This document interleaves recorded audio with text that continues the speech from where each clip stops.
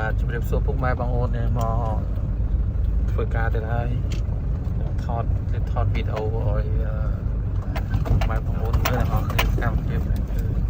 ខាងនៅកំពង់ចាមហើយនេះមនុស្សច្រើន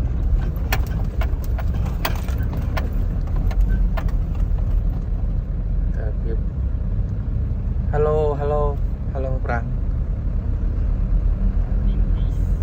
មានតែប៉ុណ្្នឹងហើយពុកម៉ែបងប្អូនអរគ្នាបាទកម្មវិធីរាល់ថ្ងៃធ្វើវីដេអូដើម្បីផុស YouTube រៀនផុសអត់សូវចេះប្រហែលដែរអញ្ចឹងណាហើយបងប្អូនបានទស្សនានៅក្នុងវីដេអូខ្ញុំជួយ Subscribe ជួយអីផងដើម្បីបានលុយតិចតួចដល់ស្រ័យជីវភាពអញ្ចឹងណាកម្មភាពបងគាត់មកដើរលេងផ្សារទំនើបប្រម៉ូសិន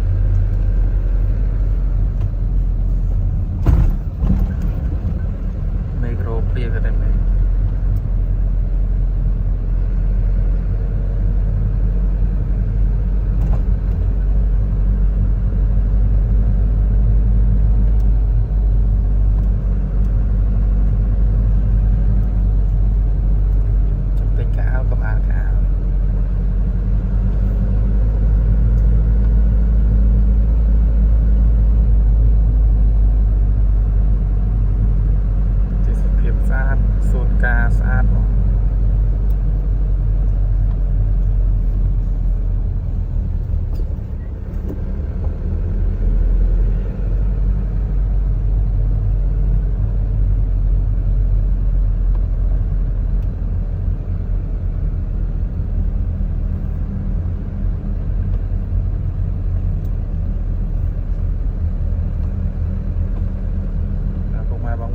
សុំជំរាបប៉ុណ្ណេះ